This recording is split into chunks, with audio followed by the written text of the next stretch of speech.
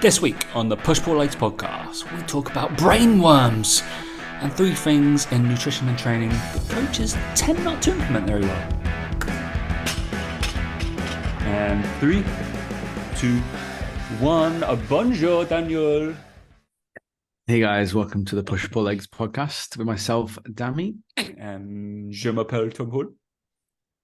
Tom Hall here, back from France. Who I bet that's exactly how you sounded as well in France. I can imagine you were trying really hard. I need the bread. With your vending machine, your baguette vending machine. Oh mate, so fucking good. It's insane. Now that why is that so good when you can just go into a shop and get it? I don't see why that's because so good. we're near a shop, Dan. We're near a shop. You're just like in a car park and you're like, shit, need a baguette. I've got 95p, whatever it is. Bloop, do they not have any butter fresh. with it? They didn't give you butter, did it? Like, well, it needs to have something with it, a baguette. You can't just have baguette on its own, mate. But you don't go, take it home. You'd be like, shit, I don't want to walk all the way back in the shop, deal with a human. And their baguettes are like different gravy from the boulangerie. I quite like France. Unfortunately, there's so many French people there, but yeah, I quite like France as a country. Yeah. It's just the French are the annoying one. Yeah. But also the pizza as well. Did you not see that one? I did see that one, yeah. The fucking ready-made vending machine pizza. I know which country is in the world. Oh, it was good, mate. Honestly, it was actually okay. Like I was like convinced there was like a little guy called Pepe in the back just doing stuff. 3 minutes it took. 3 minutes. That's bonkers. Well, it doesn't take that long, does it, to microwave? I know. I was pizza. Like, is there a QR code for the company? I'm gonna have one of these franchises. I'm gonna set it up on Maida Vale, like just next to the station. I'm gonna clean up. Be fine. If there was one of those, honestly, if there was one of those at the end of my road, not too sure. I've been doing a lot of cooking most of the weeks. I realize I can deliver, but that's like walk out the door, 3 minutes, walk back in. You're gonna have your food in less than 10 minutes. It was a nice pizza. There was loads of options as well. Like, honestly, mate, for what was it? 11, it was like 10 quid for a good like 10, 12-inch pizza. Well, floats your boat, mate. I mean, mate, if there's a burger, you're talking my language. All the cuisines. I want to try some. I realize there's some good smash burgers apparently in London at the moment. Made it over from the US. Yeah, I want to go try some smash burgers, but I'm also maybe dieting because I'm still too fat. I barely dropped any weight. Smash burger was already a thing in America. Oh, it is. It is a thing. It is a thing, but there's like some good ones apparently that are starting to crop up to rival like actual juicy burgers. Obviously, smash burger is like they squash it like down, press it down, and then like the edges should be a bit crispy, apparently. But some of them like are getting it. So there's been like some food critics and stuff that have been like all good. Oh, my latest restaurant that I've been to, we should just do a food podcast. And that would require Dan to go out and eat at restaurants every week. So I think you'd enjoy doing that, to be fair. But I would have had time. Yeah, that would be something I could do. Where did I go last week? Not last week, the week before. Speedboat Bar in just off Piccadilly Circus. Really good, really good. If you're into Thai food, I would highly recommend. I would highly recommend booking because it's fucking busy. And it is not a bar, but it's only called Speedboat Bar because there's a speedboat from like Thailand. You know, those like little dinghy boat things that's there. It's quite good. It's good. Bit spicy. It's a bit spicy with Daniel, but not my cup of tea then. That no. I also went to Ugly Dumpling. That was funny. Just dumplings. Quite cool. It's good. I'm one of those humans. I'm one of those humans that just tries new places. So love it. Hey, more power to you, mate. More power to you if you're that kind of person. I always try it. Like out here, I always try like a bit more delivery out here than like going out to restaurants and stuff. But that's cool. But anyway, I always do this thing on delivery. I'm like, I'll try somewhere different. I always regret it every time. You know, like someone says like, Five Guys, like such a big chain, like support the smaller businesses. There's a reason they're a big chain. It's fucking brilliant. There's a reason that small businesses don't become big chains because they're shit. You know, when you're like, it frustrates me because I'm like, okay, I'll go out my way and I think, right, I'll give this other burger chain a chance. And it's just shit. It's just shit. And I'm like, well, I've wasted a burger. Number one. Number two, I could have had a Five Guys here. So yeah, I just think it's frustrating. It frustrates me when I do that because done it a couple of times recently, and I thought I'd give them a go. Not been as good. Like I've tried a one of the what's it called, the fried chicken places around here that did the sandwiches with the cheese in it, like we had at Bombird. Bombird's too far away; it doesn't deliver, and they're trying to be Bombird, but it's just nowhere near as good. You know, it's like, fucking pointless. Like, I should have just gone out to Bombird. But yeah, that's where we need to go when you come back, because I've not been there since. It was very good. It was good, wasn't it? Yeah, that was good. Yeah. But if anybody wants a good follow, I'm sure people realize, especially for restaurants in London, is Top Jaw. Top Jaw. Yeah, they basically go around and ask like restaurant owners and chefs and stuff what their favorite burger place is, what their favorite pizza place is, best bar, most overrated place, all this kind of fun stuff. Best, like, and Five Guys, for all these professional chefs, comes up a lot on best burger. Yeah, like, I'm not surprised. Crazy. It's so crazy. It's like, a lot of the time, Five Guys, they're like, it's just good. Just good. And I had one like last week or the week before. I was just like, I was working late on like a Friday night. Why, I don't know. The joys of being a small business owner, innit? And I think I was just like, fuck it. I'm not cooking my fucking, what is it, the one I do? HelloFresh. I was like, that's not happening. I got a flight in the day after. I was just like, Five Guys is final meal. It was good. It was good. France was good. Thank you for asking, Daniel. Well, we just talked about your baguettes and your pizzas, mate. So it's sounded pretty damn good. Baguettes, pizzas, markets, French people, a lot of drinking. So it was nice. I was actually there with some clients, so I was fortunate enough to be. Who would be friends with their clients? Ugh, weird, isn't it? No. I know, exactly. They hosted me for 5-6 days. It was lovely, very lovely. They do have the fortunate case of owning like a 12-bed place in the countryside. Didn't have to actually speak to you then. That's good. That's fine. No, they were like, you're in the other side of the building. Yeah, you're here to train us, and you're in the shed down there. So it was so funny. They were just like, we're not training, Tom. And I was like, thank fuck. I was like, so many people were asking like, are you going to train them? And I was like, I don't think so. I know their personality pretty well, and I was like, I think they'll just maybe want my help with some gardening, because they've got quite a lot of land and gardens and stuff. And I was like, I'm all right with that, to be fair. I was like, I'm quite happy to like go around and do some stuff. It's a little bit of difference, not my normal kind of day-to-day life in it. So I'm quite glad. Whereas I know I'm going to try to go to Jordan with one of my other clients, and she was like, what, you're going away with clients? I was like, you can come away with me. You can train me every day. And I was like, it doesn't sound like a holiday. It sounds like penance. But if I get to stay in Jordan for free and I want to go see the pretty things. Is it Petra? Petra's in Jordan, isn't it? No idea. I probably should go. One of the seven wonders of the world. Well, I'll let you know when I'm going. I wouldn't even know what the 7 are. Like, you say that like I should know. Like, I don't know. Pyramids. There's the 7 ancient wonders of the world, Dan. There's the 7 new age kind of man-made 7 wonders of the world. So I think you've got like the pyramids, the Hanging Gardens of Babylon, Petra. You got, I don't know, some other ones. There's a few in Greece. It's just ancient, and there's a couple in like in Egypt, and then scattered around there. The Taj Mahal, the Colosseum, Machu Picchu, Petra, Great Wall of China. There's ancient wonders, and then natural wonders, and then modern day wonders. I think. Tick them off your list. I want to do Grand Canyon. It'd be funny, wouldn't it? You're like, what? I wouldn't know. Honestly, I wouldn't know them. Like, off the top of my head, I wouldn't know them. I'd have a good guess, but I think I'd probably get at least one wrong, I reckon, sometimes, or not remember it. All good. Pub quiz, mate. Yeah, I'd be all for pub quizzes. My general knowledge is not good. I'm not taking down to pub quizzes. Is there such a thing in Dubai? Yeah, probably, but not as popular. Not in a pub. Just get pissed. Probably in a pub. Yeah. Just called a quiz, Tom. Yeah. Quiz nights in Dubai. All right, wonderful. We're going to keep this.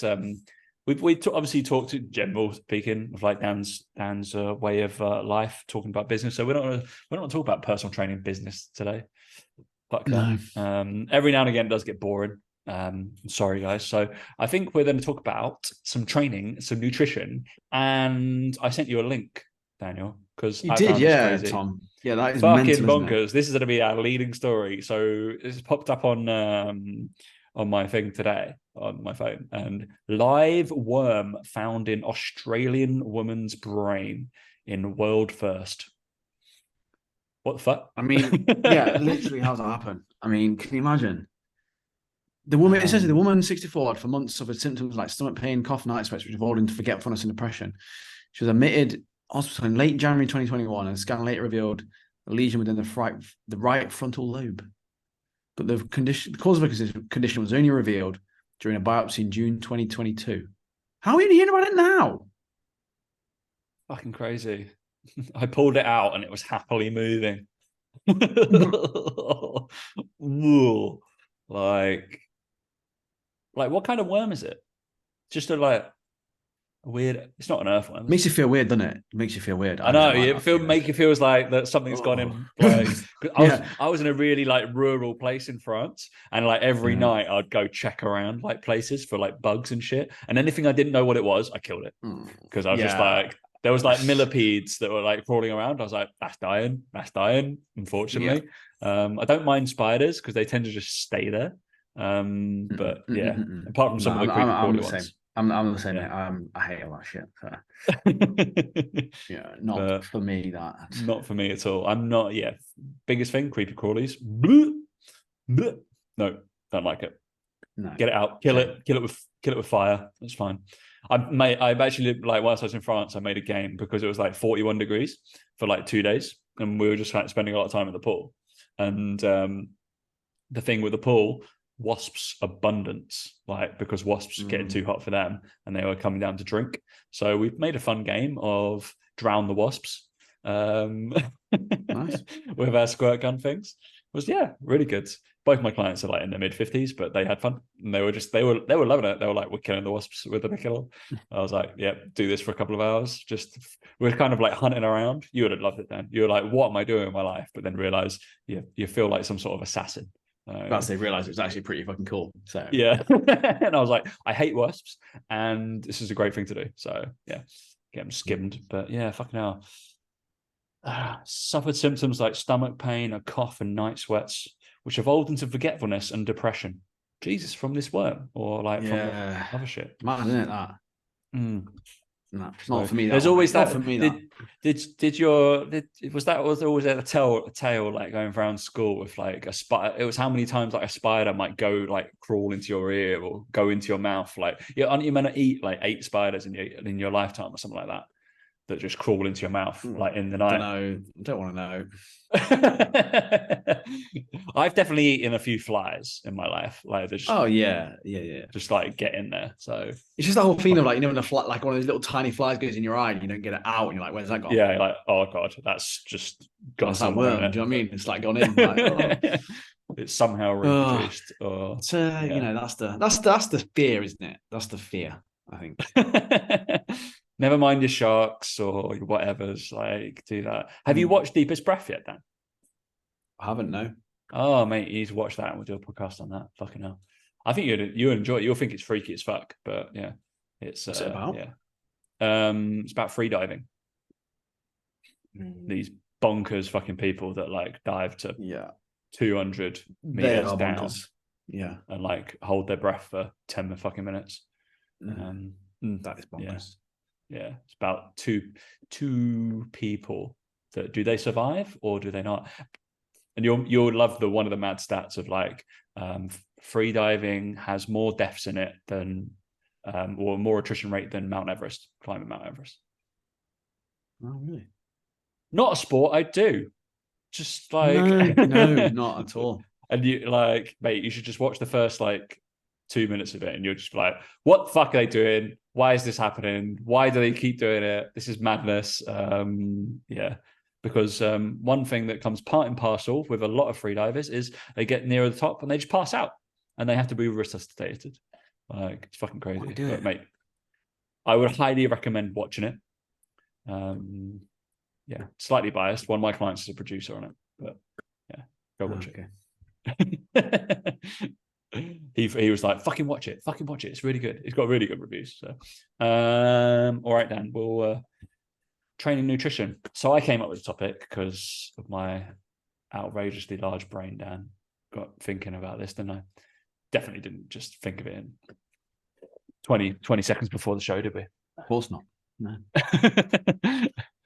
But yeah, I thought we'd vaguely talk about training and nutrition, kind of our wheelhouse more than anything else. Call it three things that maybe a lot of coaches, we tend to train a lot of coaches, or train some people, or probably for our time. Three things that not a lot of coaches do in their training that we might put in, and maybe what did I say to you? Three, like, is that a similar thing for nutrition, or maybe some changes that you've made that have suddenly I just put three things with nutrition that coaches don't implement. Basically, is what I've gone with. Beautiful. Yeah. Should we go training first, or should we go back like tennis? Boom, boom, boom, boom. Training, nutrition, training. Do tennis. Yeah. You go first, Tom. You serve, Tom. I'll serve. So I'm gonna go number one. And it's probably not like a glaringly obvious one. But complete single leg strength training. And by that, I mean kind of putting in your A1 categories for 2, 3, 4, 5 reps, stuff like skater squats, pistol squats, elevated, like drop down, step up squat things, lateral step ups, what would be lateral skater squats, and literally using them as your strength exercise, negating any, not having like any deadlifts or squats or anything like that in like bilateral work in your plan whatsoever. It's something that's probably common theme for me. And I tend to move towards skater squats a lot.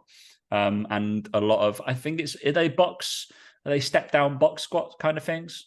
Where they like, you know, the ones start at the top, right? That you start at the top rather than bottom. Yeah. Your leg comes down like to the side of a bench, and then you come back up, and you hopefully don't touch the floor, or you brush it, and then you like maybe use a counterbalance to get back up. So just in case you haven't got because some people won't have the mobility yet or single leg strength yet to do skater squats and stuff like that. Something I would encourage people to do big time, because especially in a case of, I guess I'm looking from a sporting perspective. We tend to do a lot of shit on like one leg. Even in golf, we weight transfer the whole time. So we bias one leg more than the other the whole time during a swing. Or we should, if you're just kind of stuck in the mud, which I see from a lot of golfers, a lot of PT golfers, to be fair. They tend to be very stuck, and they don't shift forwards or rely on their arms. That's what they do. They rely on their arms, and literally every golf pro is like, turn. Look at this turn that we're segmenting. So we get to be biased a little bit more. Also, for fucking injury prevention, massive. Coming back from injuries and sorting shit out like that. Imbalances, people like to call it. I tend not to focus a lot on that. I'll just be like, all right, we're A1s, all those strength exercises. We're just going to move to unilateral exercise, and then like true unilateral exercise, not split squats. Obviously, I do split squats or B stance squats or asymmetric squats or whatever, or RDLs and all that kind of shit.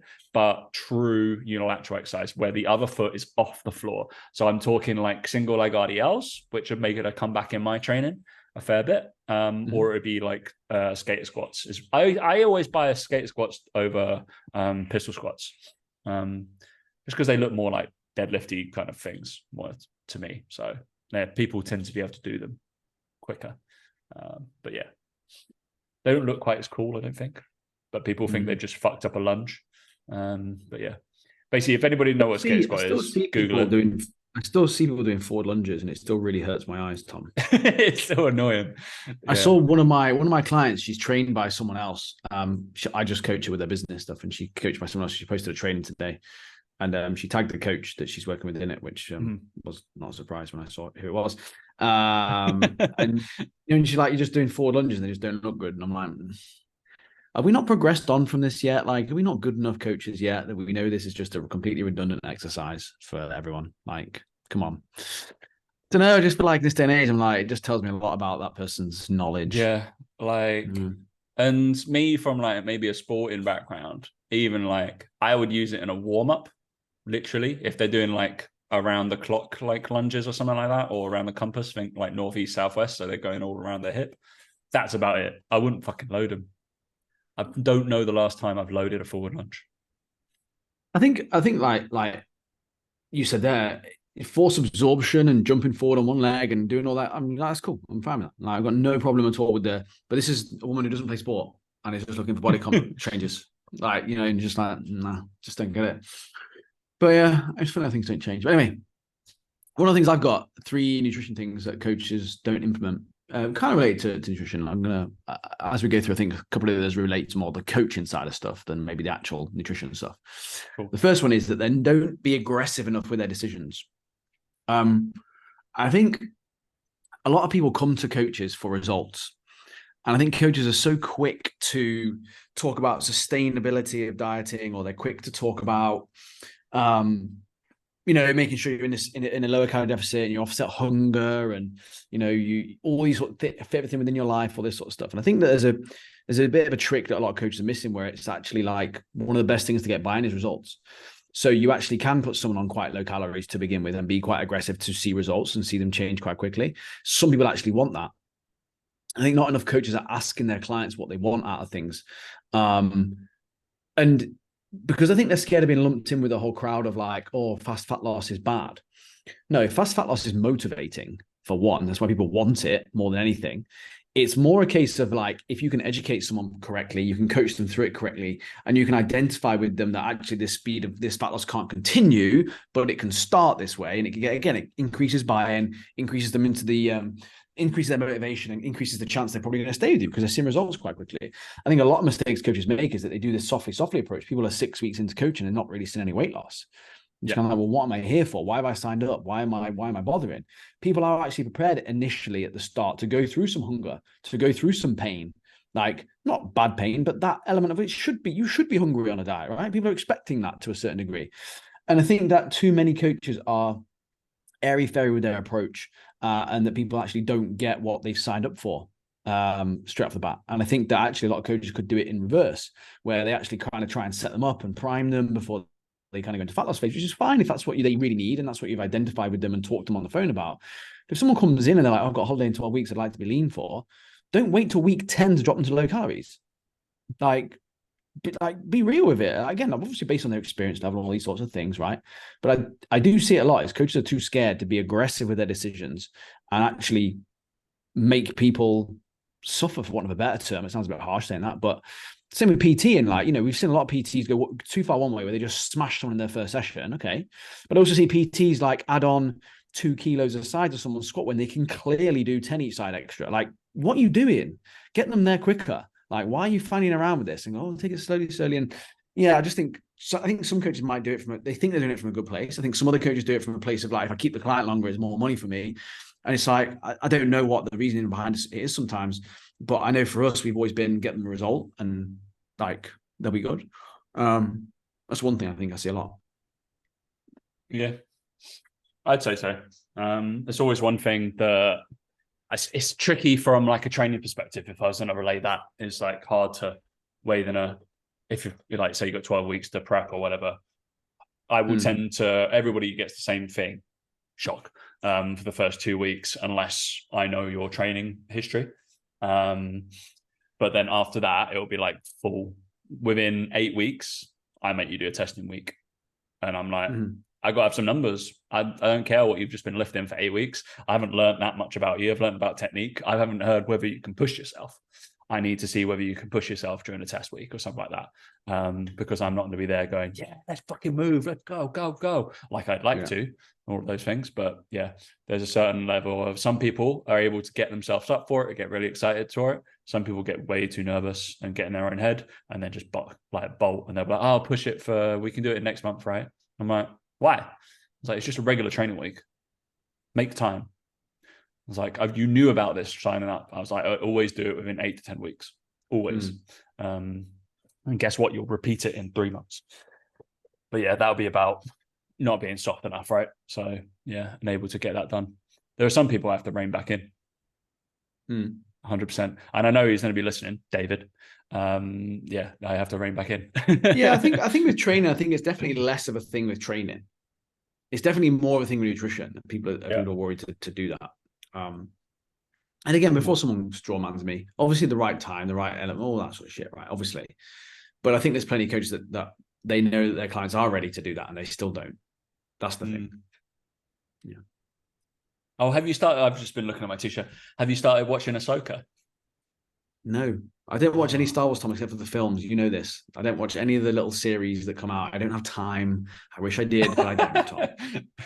He's too busy practicing his putting. So I'm too busy trying to get better at fucking golf. That's what I'm too busy. Oh. You're still terrible at golf, though, Dan. It's all right. It's fine. No, it's gonna be funny that you know what? You've played probably about 70 times in the space that I played, and I'm gonna beat you. Just because we're not playing Dubai Hills, it's gonna be so much more even. It's gonna be fantastic. It's gonna be good.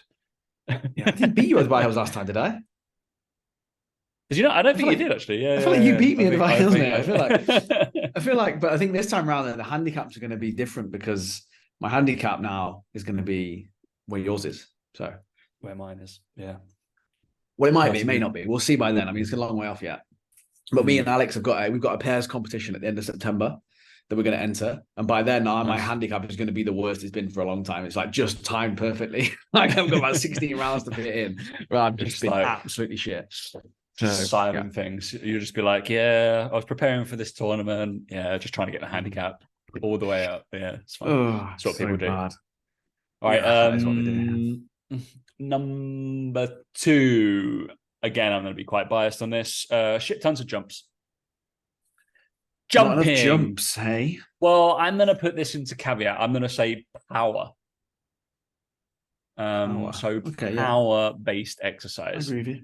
I think most people will only, because it doesn't get taught, right? Everybody knows that 1 to 6 is strength, then 6 to 12 is hypertrophy, then 12 to 30 or whatever is number, yeah. What do they say? Muscular endurance? Endurance, yeah. All that horseshit.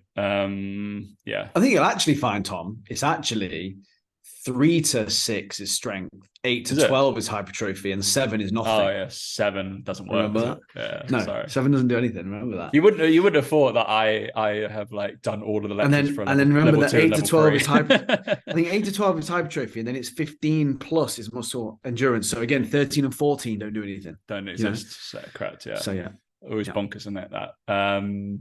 But yeah, true power training. I think what I mean by this is doing reps of like 3 to 6, but leaving shit tons in the tank on I can't do that. It's impossible. Not allowed. All right. So you're only moving as fast as you possibly can. You move the barbell as fast and as powerfully as possibly can, but you don't go anywhere near R&R or reps in reserve of like 2 or something like that. You're probably like 4, 5, 6 R&R, like RPE. In terms of a hypertrophy scale, you would say it's like, I don't know, 7, 6 maybe, but you'd still sweat, you still like move it as quickly as possible, that kind of thing. Basically, to get stronger, you, like I always said, for like, I don't know, nutrition training business or whatever, if you still stay at 80% most of the time, you're still going to get better. Okay. This is like lifting at the 80% kind of thing, but just moving contraction speeds and getting as powerful as possible. And guess what? The chances are you're going to get stronger from that. Especially if you play any kind of sport, it's just going to benefit for you. So I'm going to change that from shit tons of jumps, because it just relates from like, it's all the way from like 0%, like body weight training, all the way up to like, I don't know, fucking the whole thing, really, like up to 60, 70. I might put people at 80% like VBT stuff and get them to move as fucking fast as possible. It's just something I realize it's hard to relay into your client, that like you're going to go, all right, I want you to just lift this for free. And they're like, well, I've done that. I can do loads more. And I'm like, no, I don't want you to. Yeah. Why not? I'm like, no, you're good. I don't want you to get killed. I don't want you to feel sore. I want you to be able to come back, train tomorrow at the same intensity. What? You want me murdered, like blitz all over the floor? No. No, you're good. I want you to be able to perform. That's the whole point of this.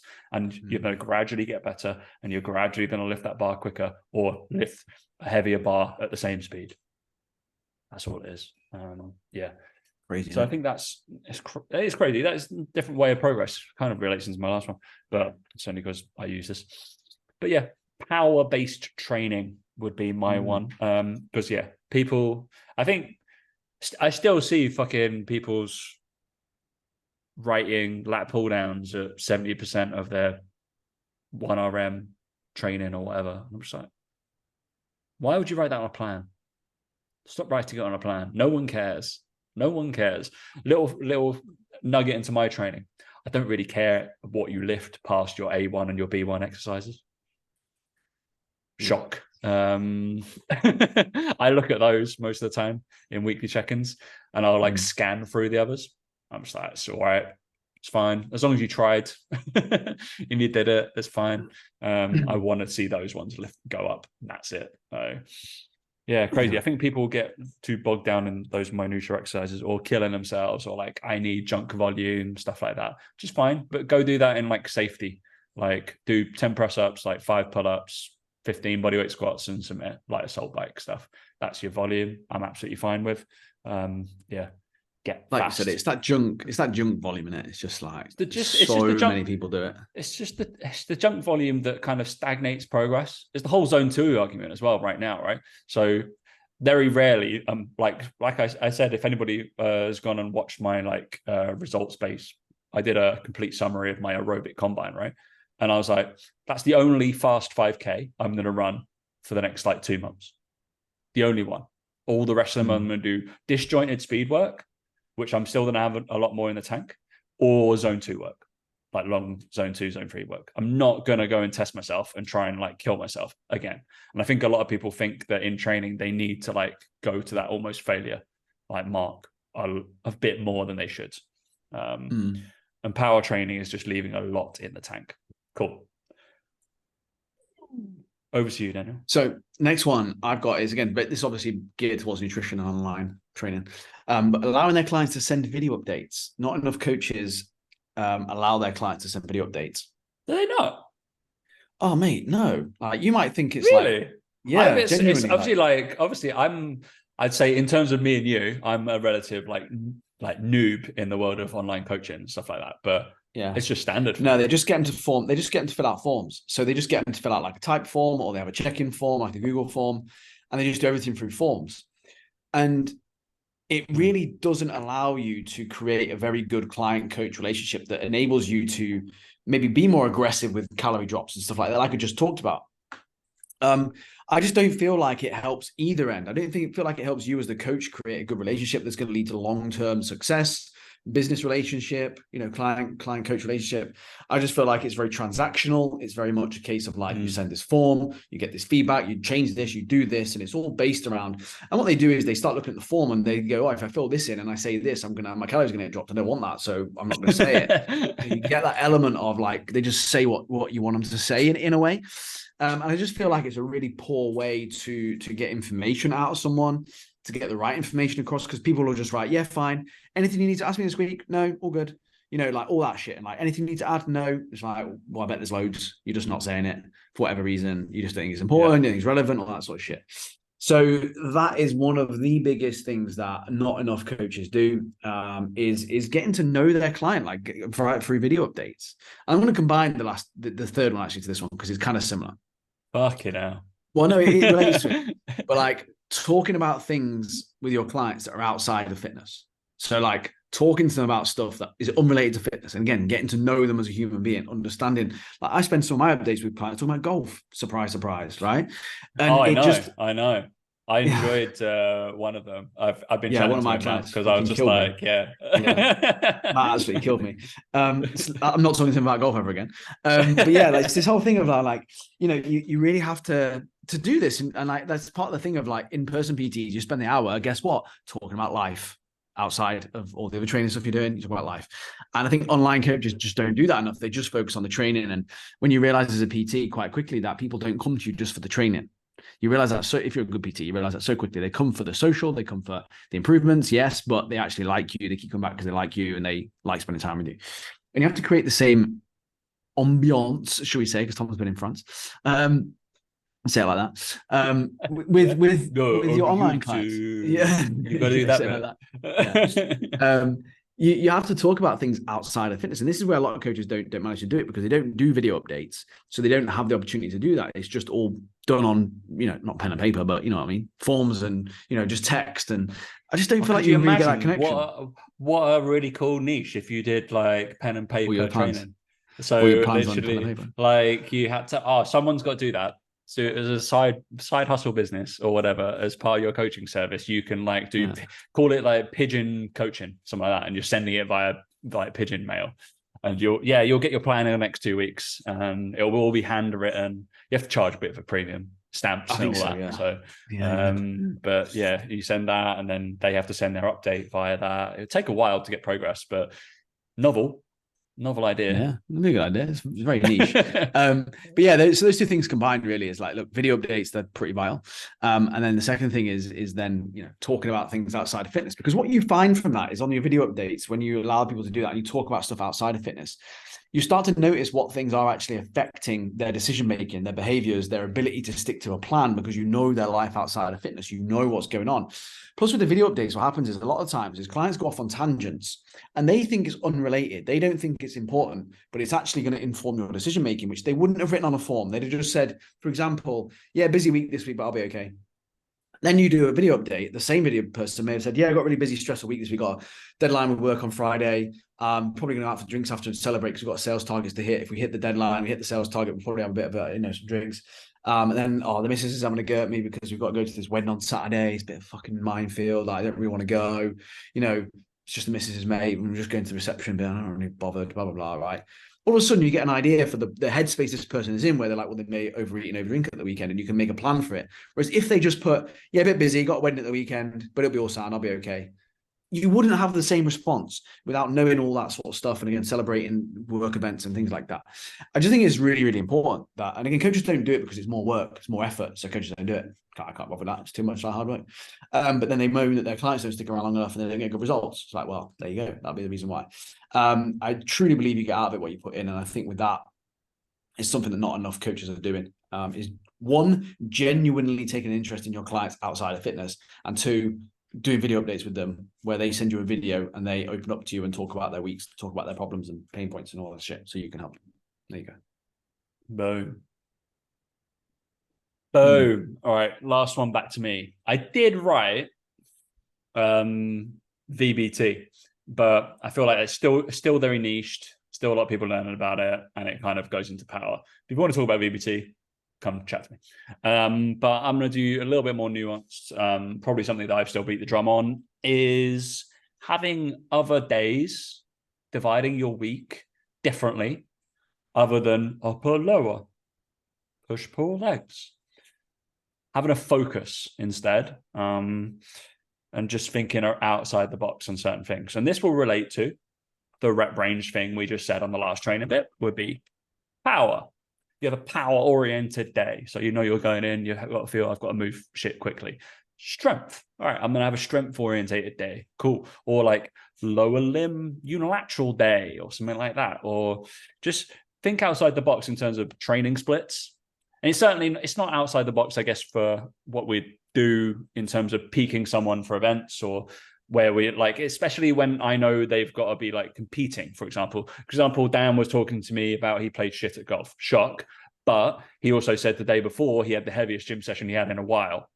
Interesting. Okay. We probably wouldn't put his heavy strength day before he's going to, I'm using air quotes if you're watching the YouTube, compete at golf. Right, we'd probably put a movement-based day before he goes and does that. So he's probably doing power plyometrics. We're probably loading him that way. We're probably doing maybe a little bit of ESD, making him get sweaty, and then he's able to go and do a little bit of mobility at the end. Then the next day he goes and competes. Cool, amazing, right? Have we ever thought about like the actual training week? It's probably, when do we put his heaviest day? all right, he competed golf on the Saturday. We need to get as close to that afterwards to put his heavy fucking loaded in. Is he going to train on the Sunday? Yes, cool. All right, we're going to load the fuck out of you on the Sunday. So you've got the longest time until you compete again, where you're going to be feeling sore, and we're going to make the most adaptation that you can recover, because he's not going to compete for another, say, 6 days possibly, or he's probably going to play in again another 2 days. But it allows the possibility of 48 hours or 72 hours for that adaptation recovery to have an effect. So we look at those instead of doing. I am a fan of little and often, but it does. I get bored, and you can go into like upper body power day or upper body strength, or maybe it's upper body strength with lower body power, stuff like that. If you really want to get nuanced, I realize that people don't do it because, one, they've either not been taught in terms of programming, or two, they're too lazy to fucking program like that. And they're like, oh, I can't remember what you did that day or whatever. It should, if you're training for a similar sport, if you know they're outside recreation, very like normally people play matches on a Saturday or Sunday if they play recreational sport, and you can just gear it towards there. So I'd say, yeah, changing up your training splits to more like strength day, muscular endurance day, ESD, like energy system development day, and that kind of shit. Because I think it just, and especially when people are maybe changing like training sites, or maybe they go to a different gym, or it allows them to train outside the gym.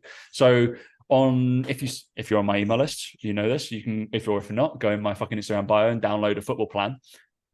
That football plan has 3 different days in the gym and 2 days outside the gym. 2 in terms of power-based mobility, like body weight stuff that you're meant to do in a field. You don't need the gym. And then 3, which are strength, power, and like hypertrophy days. So you use the week a little bit better. So that'll be my thing, Daniel. Think maybe I should get you to do my programming for me, Tom, so that I have those easy days, those easy days before golf. Do you know what I mean? Like, it's so much easier, isn't it? You know? Definitely not. You can cut and paste. You can have. Yeah. You can pick. I just want to be able to blame you for something. I just want to be able to blame you. I'll give you a list of my clients, and then you can pick which one you want to do. Whose plan they want to do, and I'll cut and paste it for you. Oh yeah, but that's how people can gear around it, right? So you, like, obviously Dan would have done this more in football, and that would have been the case of how you load people differently, hopefully.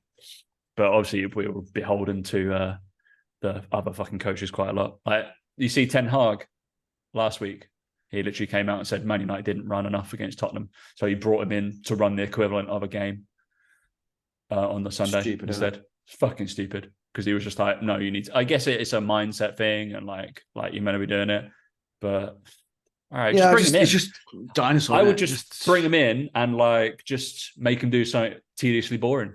Just like, you're gonna fuck up, you're gonna clean the fucking changing rooms, something like that. Like, yeah, it's just that. Yeah, it's just pointless, isn't it? Mindless shit. Yeah.